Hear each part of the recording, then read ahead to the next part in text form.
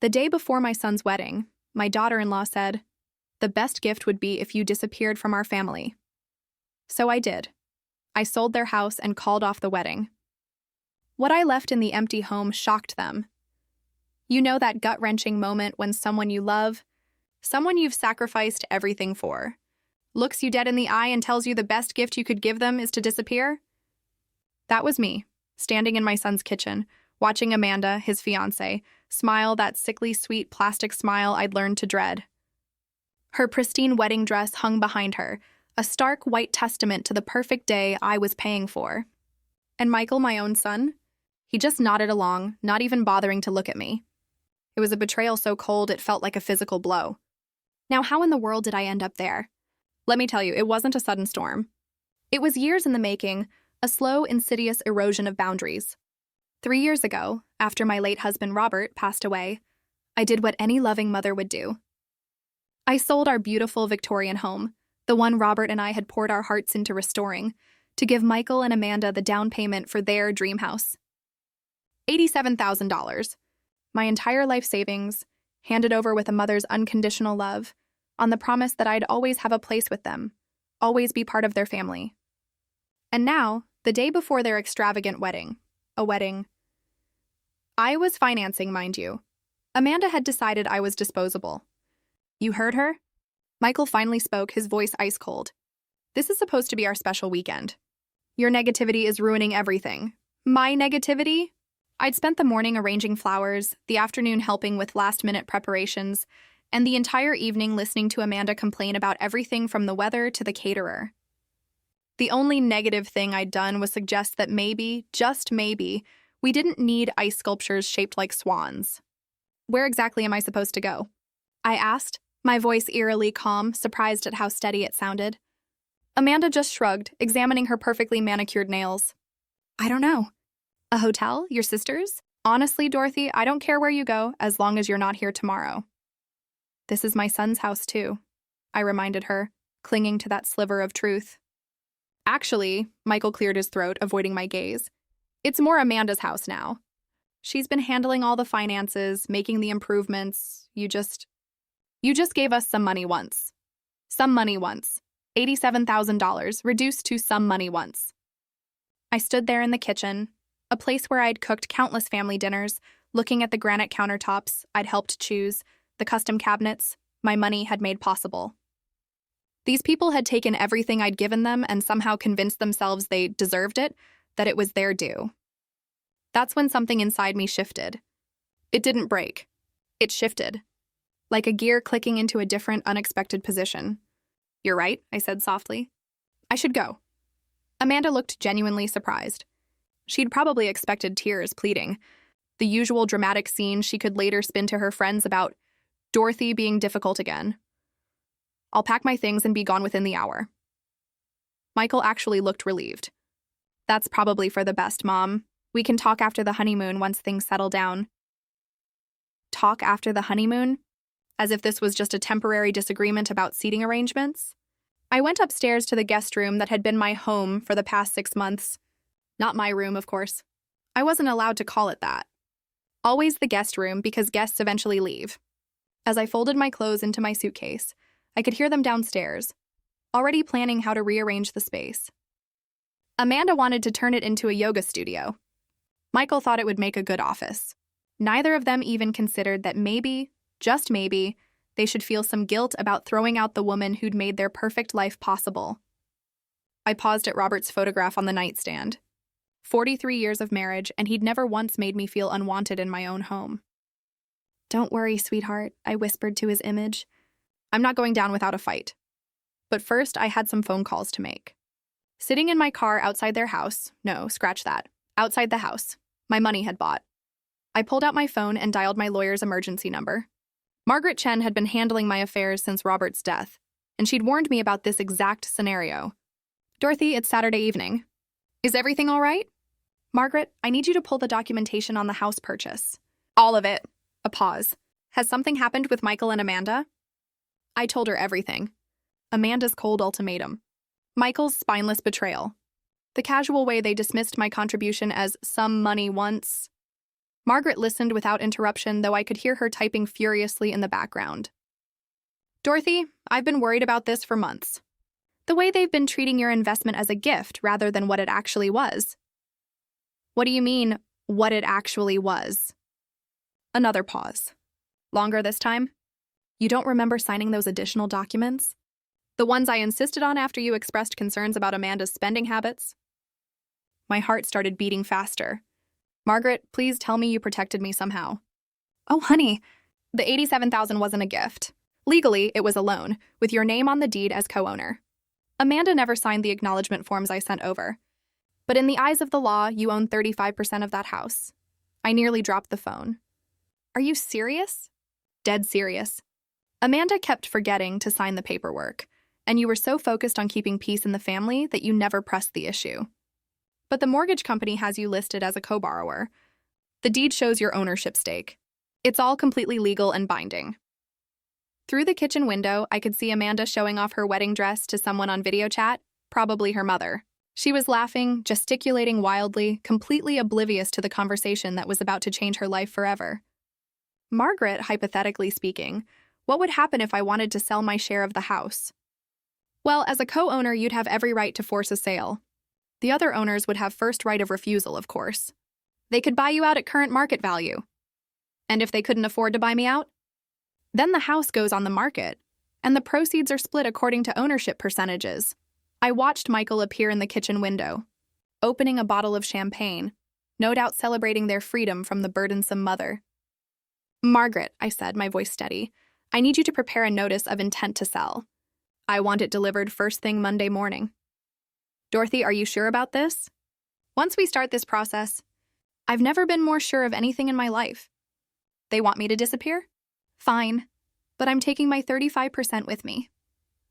After hanging up, I sat in the growing darkness, watching my son and his fiancée toast their future in the house I'd made possible. They had no idea that in less than 48 hours their perfect little world was going to crumble. But first, I had one more call to make. Sunset Gardens Country Club, this is Jessica. Hi, Jessica. This is Dorothy Mitchell. I need to speak with your catering manager about tomorrow's wedding reception. Oh, Mrs. Mitchell, how exciting. The wedding's tomorrow, isn't it? How can I help you? I'm afraid there's been a change of plans. I need to cancel the reception. Cancel? But ma'am, it's less than 24 hours away. The food has been prepared, the staff scheduled. I understand. And I'm prepared to pay the cancellation fees. The thing is, I'm the one who signed the contract and put down the deposit. I believe I have the right to make changes. A rustling of papers. Let me check. Yes, the contract is under your name with your credit card information, but surely you want to speak with the bride and groom first? No need, I'm making an executive decision. Please cancel everything.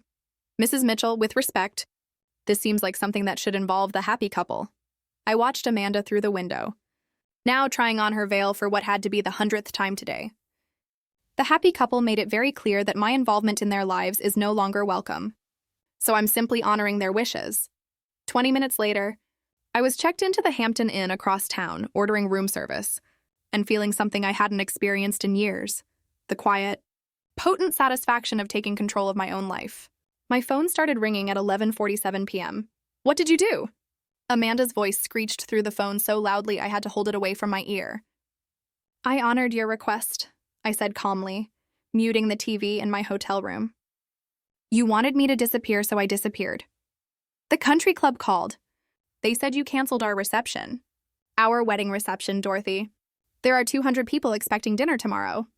I'm sure there are. That does sound like a problem. Michael grabbed the phone. Mom, this is insane.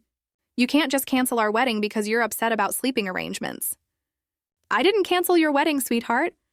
You can still get married. I just canceled the reception I was paying for. You know, the one that was costing me $14,000. Silence. I'd never mentioned the cost before, always deflecting when they asked about money. I'd wanted to be their generous mother, while they remained blissfully unaware of the sacrifices involved. 14,000? Amanda's voice was faint now.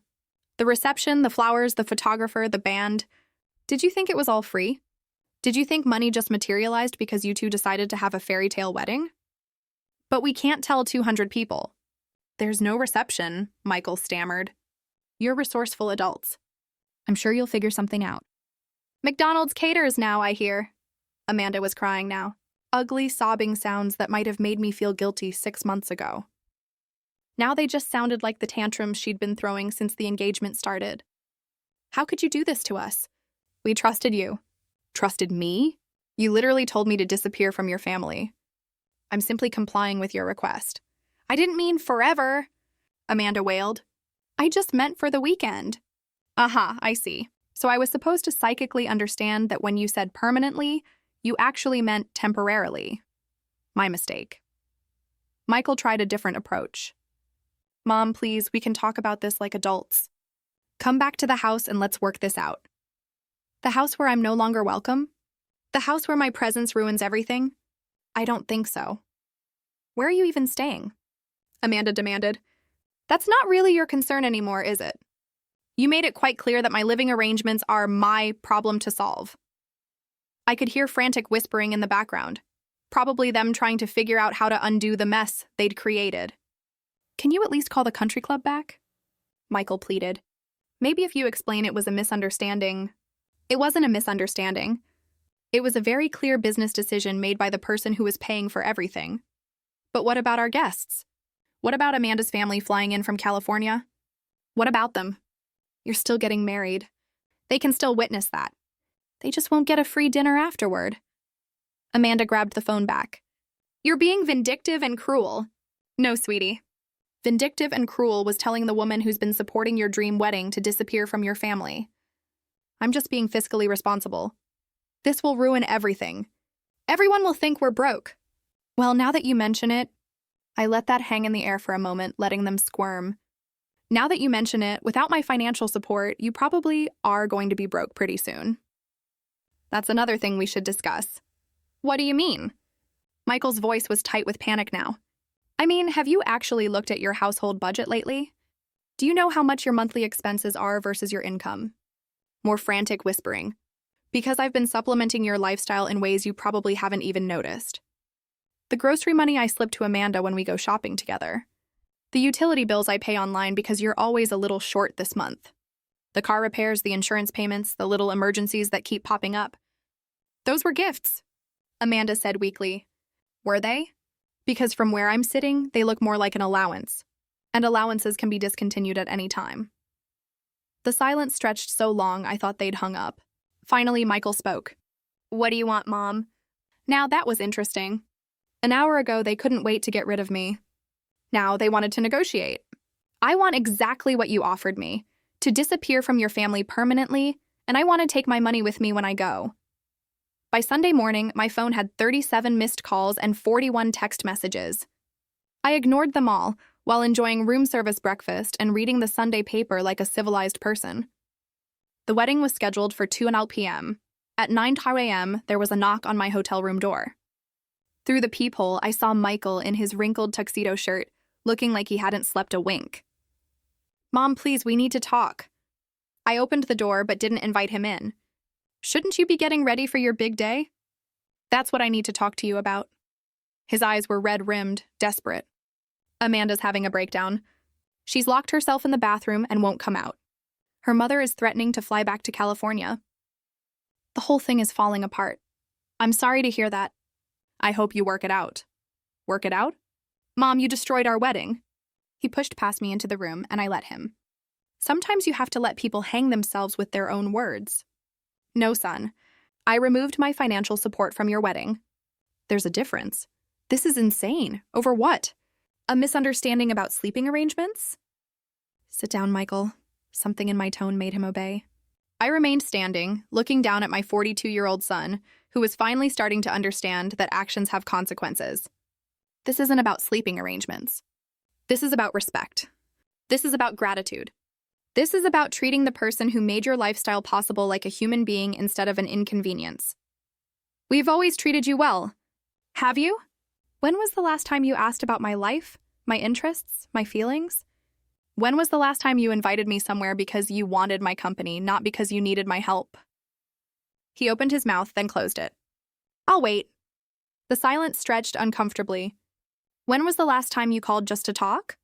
When was the last time you remembered my birthday without Facebook reminding you? When was the last time you treated me like your mother instead of your personal bank? That's not fair. Isn't it, Michael? In the past year, how much money have I given you and Amanda? I don't know. A few thousand here and there for emergencies? $37,000. His face went white. $37,000 in emergencies and little helps, and just until we get back on our feet. On top of the $87,000 for the house down payment. That's $124,000, Michael. More than most people make in 2 years. We were always planning to pay you back. Were you? Because Amanda's been shopping for a new car. You've been looking at vacation packages to Europe. Neither of you has mentioned paying me back even once. He slumped forward, head in his hands. What do you want from me, Mom? I want you to understand that I'm not your personal ATM. I want you to understand that kindness and generosity aren't infinite resources.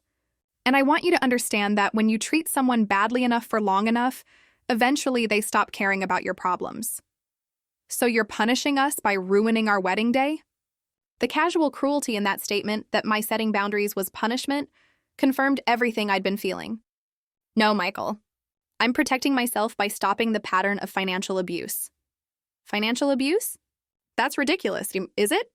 You've conditioned me to believe that my only value to your family is monetary. You've trained me to expect crumbs of affection in exchange for major financial contributions. You've made me feel guilty for having needs and expectations while you take everything I offer for granted. I sat down across from him, leaning forward so he had to look at me. Yesterday, Amanda told me the best gift I could give your family was to disappear permanently, and you agreed with her. After everything I've done, everything I've sacrificed, you agreed that I should disappear. She didn't mean it. Yes, she did. And so did you. And you know what? You're going to get exactly what you asked for. He looked up sharply. What does that mean? I smiled. And it wasn't a nice smile. It means you better figure out how to pay for your own lifestyle from now on. It means you better hope Amanda's parents are feeling generous. And it means you better start looking at apartments because the house situation is about to get very complicated. What are you talking about? I'm talking about the legal documents you never bothered to read before your father and I helped you with that down payment. The ones that make me a co-owner of your precious house. The color drained from his face completely. That's right, sweetheart.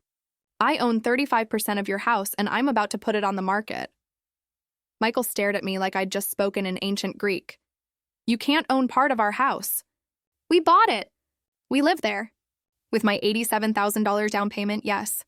Did you think that money just evaporated into the ether? But you said it was a gift. You said you wanted to help us get started. I pulled out my phone and scrolled to Margaret's email from last night. Apparently, my lawyer had different ideas about protecting my investment. Would you like me to read you the relevant legal documents? This is impossible. Amanda would have had to sign something. Amanda was supposed to sign something.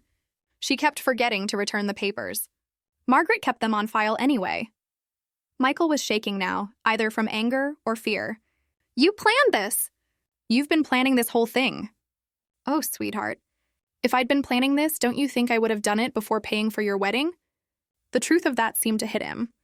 I'd spent $14,000 on a wedding for people who just told me to disappear. If I'd been scheming, I would have pulled the plug months ago. So what happens now? His voice was small, defeated. Now you have a choice. You can buy out my 35% share at current market value, or we can sell the house and split the proceeds. We can't afford to buy you out. The house is worth $300,000 now. 35% of that is over $100,000. I know, I'm good at math. That's why I have money and you two are always broke. He flinched. We're not broke. We just have a lot of expenses. Michael, your combined household income is $8,000 a month. Your mortgage payment alone is $2,400. Add in car payments, credit cards, utilities, groceries, and Amanda's shopping habit. And you're spending more than you make every single month. How do you know all that? Because I've been making up the difference for the past 3 years. Do you think the money fairy was leaving cash under your pillow? The hotel room phone rang. I answered it while Michael sat there processing his new reality. Mrs. Mitchell, this is Jessica from Sunset Gardens. I have the bride's mother on another line. She's asking about reinstating today's reception. She says she'll pay all the costs if you'll allow us to proceed. I looked at Michael, who was listening with desperate hope in his eyes. That's very generous of her, Jessica. But I'm afraid that won't be possible. Mom, please, Michael started. I held up a hand to silence him. You see, Jessica, there are some family dynamics at play here that make it inappropriate for me to accept payment from other family members for an event I chose to cancel. I understand. Should I tell Mrs. Horth that the cancellation stands? Yes, please. And Jessica, send my final bill to this hotel. I'll settle up everything I owe for the inconvenience. After hanging up, I turned back to Michael. Amanda's mother was willing to pay $14,000 to save your reception. She's been planning this wedding for months. She invited half her country club. How nice for her. Too bad her daughter couldn't manage to be civil to the person who was originally paying for everything. Michael pulled out his phone. I need to call Amanda. We need to figure out what to do about the house. Go ahead. But Michael, when you talk to your wife about our new arrangement, make sure she understands something. He looked up from dialing. I'm not the same woman who walked out of your house last night. That woman was desperate to keep peace in the family at any cost. This woman is done being taken advantage of. You're really going to force us to sell our home? I'm going to exercise my legal rights as a co-owner. What you do with that information is up to you. He left without another word, probably to deliver the worst news of Amanda's life on what was supposed to be the happiest day. 20 minutes later, my phone rang again. Dorothy. Amanda's voice was barely recognizable through her tears. We need to talk. No, sweetie. We really don't. You made it very clear yesterday that talking to me wasn't something you were interested in doing. I was upset. I was stressed about the wedding. I didn't mean what I said. Of course you were upset. It must be exhausting pretending to tolerate someone you obviously despise. I don't despise you, Amanda. In the 3 years since you moved into the house I bought for you, you've never once thanked me. Not once. You've never asked about my life, my interests, my health. You've never invited me to anything unless you needed me to babysit or bring food or write a check. That's not true. When was the last time you called just to see how I was doing? Silence. I'll save you the mental effort. Never. You've never called just to check on me. But you're Michael's mother. Your family. Yesterday you told me the best gift I could give this family was to disappear permanently. Today you're claiming I'm family. Which is it, Amanda? More crying. The kind of desperate sobbing that once would have made me rush over with tissues and comfort. Dorothy, please. I'll do anything. I'll apologize publicly. I'll pay you back. Pay me back with what money? You don't work, remember? You're a full-time homemaker in a house you couldn't afford without my money. I'll get a job. That's a great idea. You should definitely do that. But it doesn't change the current situation with the house. What if we agree to pay you back for everything? All the money you've given us over the years? I almost laughed.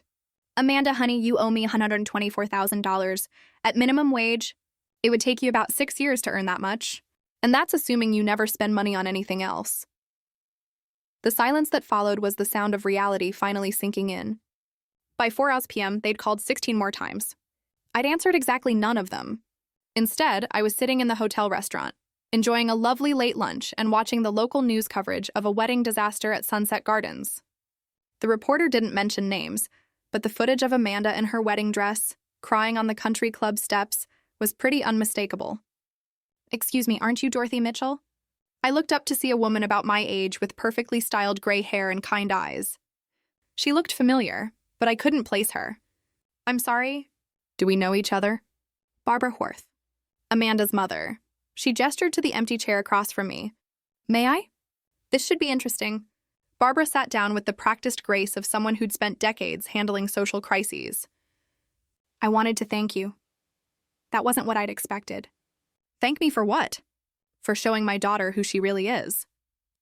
The waitress appeared and Barbara ordered coffee. I waited, curious about where this was going. I've been worried about Amanda for years, Barbara continued.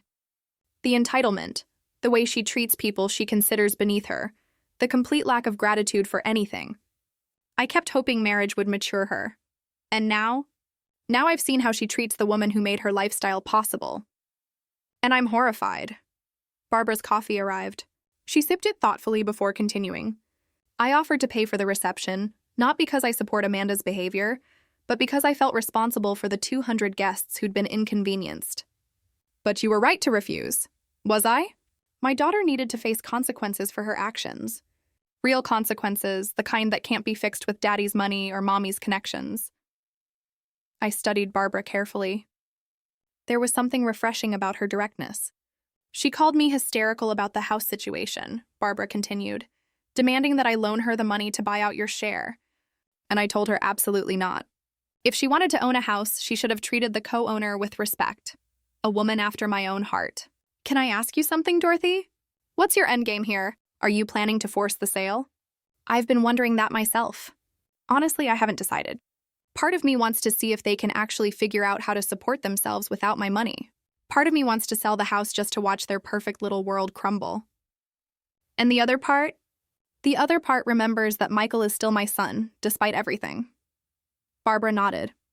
I understand. But may I offer some advice from someone who's been enabling her daughter's bad behavior for 39 years? Please don't save them from this. Whatever you decide about the house, don't cushion the fall. Amanda has never faced real consequences for treating people badly, and it's turned her into someone I barely recognize as my daughter. She reached into her purse and pulled out a business card. I'm flying back to California tomorrow. If you ever want to talk to someone who understands what it's like to love an ungrateful child, call me. After Barbara left, I sat alone with my thoughts and my phone, which was still buzzing with increasingly desperate messages. The truth was, I hadn't decided what I wanted my endgame to be. I'd been reacting, protecting myself, asserting boundaries, but now I needed to figure out what came next. The nuclear option was forcing the sale. Michael and Amanda would have to find an apartment, probably in a much less desirable part of town. They'd finally understand what it meant to live within their means. The merciful option was offering to sell them my share for less than market value, maybe what I'd actually put into the house. They'd still struggle, but they might be able to keep their home. The spite option was holding on to my ownership stake indefinitely, collecting my share of the property taxes and any improvements while watching them squirm every month. As I sat there weighing my options, my phone rang again. This time it wasn't Michael or Amanda. Mrs. Mitchell, this is Detective Rodriguez with the Virginia Beach Police Department. I'm calling about a report we received regarding financial elder abuse. My blood ran cold. I'm sorry, what? We had a call from someone claiming that family members have been financially exploiting you and that you might be experiencing cognitive decline. They're requesting a welfare check. Those manipulative little snakes. Detective Rodriguez, I can assure you that I'm in full possession of my mental faculties. In fact, I'm probably thinking more clearly than I have in years. That's good to hear, ma'am, but we do need to follow up on these reports. Would you be available to meet with me tomorrow morning? I looked around the hotel restaurant at the normal people living their normal lives and felt a surge of pure fury at my son and daughter-in-law's latest manipulation. Absolutely, Detective. In fact, I have quite a lot I'd like to discuss with you about financial abuse, just not the kind my family reported. After scheduling the meeting, I sat back in my chair and smiled. If Michael and Amanda wanted to play hardball, I was more than ready to pick up the bat. Time to show them what a real power play looked like. Detective Rodriguez was younger than I'd expected, maybe 40, with intelligent eyes and the kind of patient demeanor that probably served him well in family disputes. We met at the police station Monday morning, and I'd brought my entire financial file. Mrs. Mitchell, I want to start by saying that the person who called us seemed genuinely concerned about your welfare. I'm sure they did. My daughter-in-law is very good at sounding concerned when it suits her purposes. I spread my bank statements across his desk. Detective, in the past 3 years, I've given my son and his wife $124,000. Would you like to see the documentation? His eyebrows rose as he examined the papers. Check after check. Wire transfers, credit card payments made on their behalf. A pattern of financial dependency that looked exactly like what it was. This is substantial, he said carefully. It is. And yesterday, when I finally set some boundaries about how they treat me, they decided I must be mentally incompetent. I pulled out my phone and played the voicemail Amanda had left at 3 a.m. Dorothy, this is insane behavior. Normal people don't destroy their families' lives over hurt feelings. We're worried about you. Maybe you need to see someone. Get some help. Michael thinks you might be having some kind of breakdown. Detective Rodriguez listened, taking notes. Has there been any history of cognitive issues, Mrs. Mitchell? None whatsoever. I manage my own finances, maintain my own household, drive myself places. The only thing that's changed is that I stopped letting them take advantage of me. I showed him the house documents Margaret had sent over. My lawyer can verify that I'm a legal co-owner of their property. Everything I'm doing is within my rights as an investor, protecting her assets. And the wedding cancellation? I was paying for a reception for people who told me to disappear from their family permanently. So I honored their request. We talked for another 20 minutes. Detective Rodriguez was thorough but fair, and by the end, he seemed satisfied that I was mentally competent and financially savvy. Mrs. Mitchell, I'm going to close this case as unfounded, but I do want to give you some information about elder financial abuse resources, just in case. Actually, Detective, I think I've got the situation well in hand now. As I drove away from the police station, my phone rang. Michael again. Mom, the police called. They said they're not pursuing the welfare check. That's because I'm not the one being financially abused in this relationship, sweetheart. What's that supposed to mean? It means you and Amanda have been systematically draining my resources for years while giving me nothing but disrespect in return. The detective was very interested in my documentation. A long pause. Are you threatening us? I'm informing you that your manipulation tactics aren't working anymore. Mom, please. Can we just sit down and talk about this like adults? We can, but not at the house I co-own. And not until Amanda apologizes for her behavior. She's sorry. She's been crying for 2 days. Has she? Because the voicemail she left me at 3 this morning suggested she thinks I'm mentally ill. Not that she's sorry. Another pause. Where do you want to meet? Margaret Chen's office. Tomorrow at 2 p.m. Bring Amanda and bring a realistic proposal for how you're going to handle the house situation. A proposal? Michael, I own 35% of an asset worth $300,000. That's my retirement security. You either buy me out or we sell. Those are your options. After hanging up, I realized something had shifted in our dynamic. For the first time in years, they needed something from me more than I needed something from them. Margaret's law office felt like neutral territory. All dark wood and leather-bound books. Michael and Amanda arrived 15 minutes late, looking like they'd been arguing in the car. Amanda's eyes were puffy and red, her usual polish completely gone. She'd clearly been crying for days, and part of me felt a twinge of sympathy. The other part remembered her words.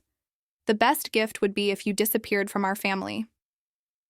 Dorothy, Amanda started immediately, I owe you an enormous apology. I was stressed and overwhelmed, and I said things I didn't mean. Thank you. That's a start. She looked surprised, like she'd expected me to immediately forgive everything. Margaret spread the house documents across the conference table. Let's review the facts. Dorothy provided $87,000 for the down payment. The mortgage shows her as a co-borrower. The deed lists her ownership at 35%. Michael studied the papers like they might magically change. We had no idea about the ownership stake. You would have if Amanda had signed the acknowledgement forms, Margaret replied crisply. I sent them 3 times. I was busy with wedding planning, Amanda said weakly. For 3 years? Margaret's tone was beautifully skeptical. I let them squirm for a moment before speaking. The question now is how we move forward. I have a proposal. They both leaned forward hopefully. Option 1, you buy out my 35% share at current market value, $105,000. Amanda's face went white. We don't have that kind of money. Option 2, we put the house on the market and split the proceeds according to ownership percentages. We'd have to move, Michael said quietly. Yes, you would. To something you can actually afford. What about option 3? Amanda asked desperately. There is no option 3. Those are your choices. Margaret pulled out a calculator. If you sold the house today, after realtor fees and closing costs, you'd probably net around $270,000. Dorothy's share would be about $95,000. You'd have $175,000 to find new housing. That's not enough for anything decent, Amanda protested. It's enough for a nice apartment or a smaller house in a different neighborhood, I replied. You know, the kind of place people with your actual income should be living. Michael ran his hands through his hair. Mom, is there any way we can work out a payment plan? Maybe we could pay you monthly until we've bought out your share? I'd been waiting for this. At what interest rate and with what collateral? You've already proven you don't honor financial agreements. That's not fair, isn't it? You owe me $37,000 in emergency loans that you never intended to repay. Why would I trust you with another $100,000? Amanda started crying again. This is going to destroy our lives. No, Amanda. This is going to force you to live within your means for the first time in your adult life. But what about our credit? What about our reputation? I almost laughed. Your credit, honey, your credit is already terrible. You've been late on every bill for months. I know, because I've been bailing you out. Margaret cleared her throat. I need to advise you that Dorothy has every legal right to force a sale. She's being more than generous by offering these options. How long do we have to decide? Michael asked. 30 days, I said. That should give you time to explore your financing options. As we prepared to leave, Amanda grabbed my arm. Dorothy, please. I know I hurt you, but we're family. Doesn't that count for something? I looked at her hand on my arm, then at her face. For just a moment, I saw the scared young woman behind the entitled facade. Amanda, family is supposed to count for something. That's exactly the point. 2 weeks into their 30-day deadline, I got an unexpected visitor. Barbara Worth stood on my hotel room doorstep with a bottle of wine and a determined expression. I hope you don't mind me dropping by. I got your hotel information from Margaret Chen. I invited her in, curious about what had brought Amanda's mother back to Virginia. I came to check on the kids, Barbara said, settling into the room's only armchair. And to talk to you. How are they doing? Terribly. Amanda's having daily panic attacks. Michael's working overtime trying to find a way to get a loan. They're fighting constantly. I poured us both glasses of wine, surprised to find I felt less satisfaction in their misery than I'd expected. Barbara, are you here to ask me to reconsider? Actually, no. I'm here to tell you about Amanda's father. That wasn't what I'd expected. Richard spoiled our daughter rotten, Barbara continued. Every tantrum was rewarded. Every consequence was cushioned. Every failure was someone else's fault. She sipped her wine thoughtfully. When Amanda was 16, she totaled her car driving drunk. Instead of letting her face the legal consequences, Richard hired the best lawyer money could buy and got the charges dropped. Why are you telling me this? Because I've watched my daughter become someone I don't recognize. And I finally understand that her problems aren't going to be solved by more money or more rescuing. Barbara reached into her purse and pulled out a check. Amanda asked me to give you this. It's for $25,000, a good faith payment toward buying out your share. I looked at the check but didn't touch it. And what did you tell her? I told her I wouldn't be her enabler anymore. That check represents Richard's life insurance policy, money I was saving for her inheritance. But I realized that giving it to her would just be repeating the same pattern. She tore the check in half. Barbara, that's a lot of money. Money Amanda hasn't earned and doesn't deserve. Dorothy, I want you to know that whatever you decide about the house, you have my support. Even if it means they lose their home. Especially then. Maybe having to start over will teach Amanda what work and gratitude actually mean. After Barbara left, I sat alone with my thoughts. For 3 years, I'd been Amanda's enabler, just as much as her parents had been. Every time I wrote a check to cover their shortfall, I'd been teaching them that there would always be someone to catch them when they fell. The question was, what kind of lesson did I want them to learn? Now, my phone buzzed with a text from Michael. Mom, we've been approved for a home equity loan that would cover $60,000 toward buying you out. Can we meet to discuss partial payment arrangements for the rest? I stared at the message for a long time. They were trying, which was more than they'd done in years. But a home equity loan meant going deeper into debt, not learning to live responsibly. I typed back, we can discuss it, but I want to see a complete household budget and a realistic plan for paying off all your debts, not just mine. His response came immediately. Anything you want, Mom. We just want to make this right. For the first time since this whole thing started, that sounded like progress. The budget meeting was enlightening in the worst possible way. Michael and Amanda spread their financial documents across Margaret's conference table like evidence of a crime, which, in a way, they were. Okay, I said, reviewing their monthly expenses. You spend $400 a month on restaurants. We both work long hours, Amanda said defensively. Michael works long hours, Amanda. You don't work at all. I moved down the list. $300 a month on Amanda's clothing budget. I need to look professional for social events. What social events? You don't have a job. Amanda's face was getting red, but I continued. $200 on premium cable and streaming services. $150 on Amanda's gym membership that you use maybe twice a month. $800 a month in credit card minimums for what appears to be shopping and vacation debt. Michael was adding numbers on his phone calculator. Mom, I know it looks bad. It looks like you're living a lifestyle that requires about $12,000 a month when you bring home $8,000. But with the home equity loan, we could pay off the credit cards and reduce our monthly expenses significantly, Amanda said hopefully. I looked at Margaret, who was taking notes with professional detachment. Amanda, you'd be borrowing against the house to pay off credit card debt. What happens when you run up the credit cards again? We won't. We've learned our lesson. Have you? Because I don't see any significant changes in this budget.